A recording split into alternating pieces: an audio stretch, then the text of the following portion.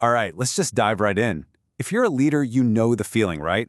That constant pull between needing to let go and that deep, paralyzing fear that if you do, the whole thing is going to fall apart. You're trying to grow, but you've become the main bottleneck. Today, we're going to pull that trap apart, piece by piece. Ever caught yourself thinking something like this? My value is my ability to catch the mistake. This single belief, it feels so powerful, so responsible, but it's the lie that leads straight to burnout. It's the anthem of the hero leader, an identity that seems absolutely necessary, but is actually, well, kind of toxic. We're about to see why this badge of honor is really just holding you and your team back. So it all boils down to this one question. When you hand something off, are you actually delegating, or are you just abdicating? Letting go and just praying it works out. The tiny difference between those two words is what separates the great leaders from the ones who are just perpetually overwhelmed. Let's figure out which one you're doing. Okay, let's start with this character that I think we all know a little too well, the hero leader. This is the leader who's tied to every single daily task by what the source material calls a rope of control. It feels like you're just being responsible, but as we're about to see, it's a poison that slowly chokes out any real growth. This right here, this is a perfect definition. A hero leader isn't a bad person. In fact, they're usually the most committed person in the room. But their entire sense of self-worth is tangled up in being the one person who can swoop in and fix things. They have to be the indispensable firewall, the final error catcher, which, ironically, makes them the biggest single point of failure in the whole operation. And let's be really clear about this. This is not about you lowering your standards. Your desire for high-quality work? That's good. That's essential. The problem isn't the goal, it's the method. The hero leader gets quality confused with their own personal involvement. They start to believe excellence can only happen if they are the one to sign off on it. And that belief, that's a direct path to burnout. And the fallout from this hero trap? Oh, it's predictable, and it's ugly. It starts with toxic micromanagement, often disguised as quality assurance. This, in turn, creates a team that can't make a move without you. It leads to what the source calls muda de sobreprocesamiento, which is a fancy way of saying wasteful overprocessing. Endless reviews, tweaks, and checks. And the final step? Your best people, the ones who crave autonomy, they get frustrated and they leave. So, what happens when the hero finally hits a breaking point and decides, okay, I have to delegate? They go on a mission to find a clone, someone who thinks just like them, acts just like them, catches errors just like them. But here's the thing, this isn't a solution. You're not fixing the bottleneck, you're just trying to replicate it. It's a completely self-defeating strategy. All right, so this brings us to the absolute core of the issue. We're at a fork in the road that every single leader faces when they try to hand off responsibility.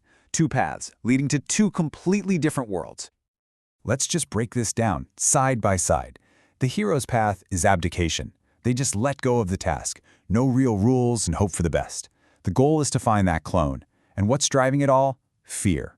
Fear of losing control. Now look at the architect. Their path is delegation. They transfer a real authority, but they do it inside a protected, well-designed framework. Their goal isn't to find a person, it's to design a system that forces excellence. And the driver? It's trust. Not trust in a person, but trust in the system they built. To put it as simply as possible, abdication is basically letting go and praying.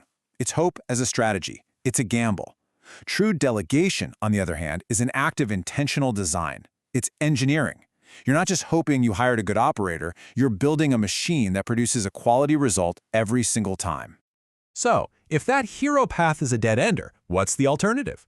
Let's talk about the solution, the way of the architect leader. And this isn't about becoming a better, more efficient hero. No. This is about making the entire job of hero completely unnecessary. This quote really nails the massive mindset shift we're talking about. The architect leader gets it. The real goal isn't to find another hero to take your place. The goal is to design a system where a hero isn't needed in the first place. You go from being the star player to being the one who designs the entire game. And this is the core philosophy right here. The architect's focus completely changes.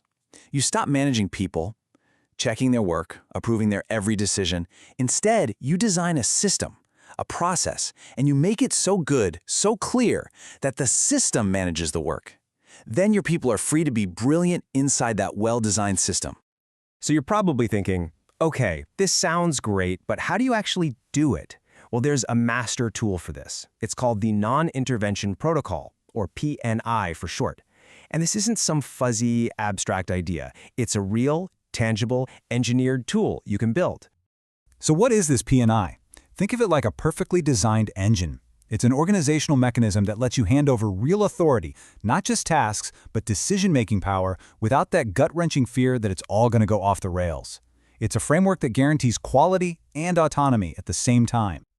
So how does this engine work? It's really got three core components. First, it guarantees quality without you needing clones. It does this with something called a minimum operating performance, or MDO.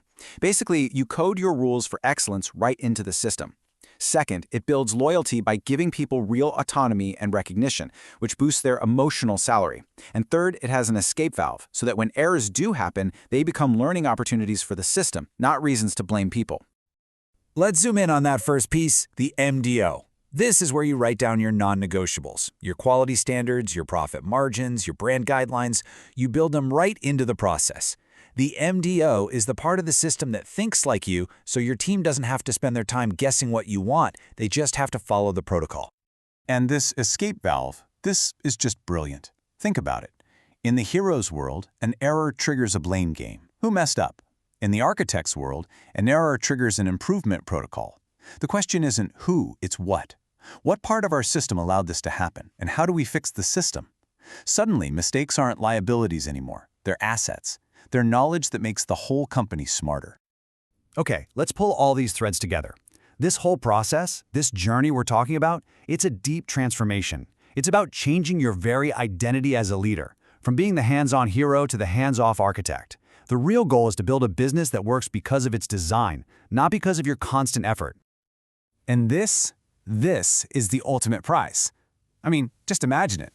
Designing a system so smart, so effective, that your business actually performs better when you're not there, that's what true scale looks like. It frees you up to think about the future, about innovation, because you know the present is running like a well-oiled machine without you. So if there's one thing to take away, it's this. The way forward isn't to perfect being a hero, and it's definitely not to find someone you can clone. It's a total identity change. It's time to stop trying to be the indispensable person and start becoming the designer of an indispensable system. So I'll just leave you with this final question. Don't get overwhelmed thinking you have to redesign your entire company tomorrow. Just think about one thing, one process, one area where you are always the bottleneck. What's the very first system you're going to start designing?